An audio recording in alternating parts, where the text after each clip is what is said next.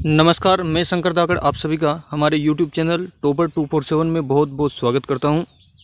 कक्षा 9वीं विषय विज्ञान अध्याय 1 हमारे आसपास के पदार्थ। लकड़ी की मेज ठोस कहलाती है। कैसे? लकड़ी जो है, लकड़ी की जो टेबल है वो ठोस क्यों कहलाती है? तो इसका उत्तर इस प्रकार से कि लकड़ी की मेज का आयतन एवं आकार निश्चित होता है। आयतन मतलब लकड़ी की मेज जो है जितना स्थान घेरती है वो फिक्स है, वो कम ज़्यादा नहीं होता। ये ऐसा नहीं कि पहले कम स्थान घेर रही थी बाद में ज़्यादा स्थान घेरने लग गई। तो लकड़ी की मेज़ का जो है आयतन यानी कि जो फिक्स स्थान घेरती है, दूसरी बात उसका आकार भी जो है निश्चित होता है। ये स्पेशल गुण है। और उसके कणों में तरलता यानी कि लकड़ी की मेज़ के कण जो है बहते नहीं हैं। और संपीडितता अर्थात उसमें बल लगाने पर उसके आकार में कोई परिवर्तन, उसके आयतन में कोई परिवर्तन नहीं होता है।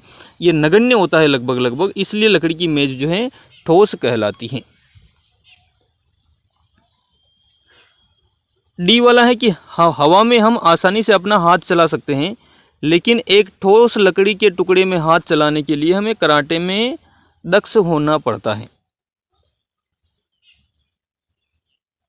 कोई हवा जो है, हवा वातावरण में, हवा में हम आसानी से अपना हाथ चला सकते हैं, कहीं कोई रुकावट वाली बात नहीं है।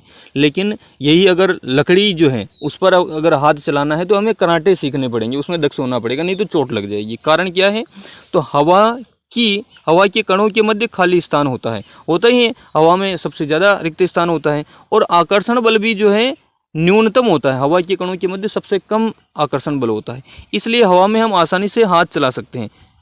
जबकि ठोस लकड़ी के कणों के मध्य परस्पर अत्यधिक आकर्षण बल होता है, अर्थात उसके कण एक दूसरे से अच्छे से जुड़े हुए रहते हैं। और खाली स्थान बहुत ही न्यूनतम होता है, खाली स्थान बहुत कम पाया जाता है। इसलिए लकड़ी पर हाथ चलाने के लिए हमें कराटे में दक्ष होना पड़ेगा, नहीं तो उसमें चोट लग सकती है। इसलिए ये इसकी सावधानी हो गई है।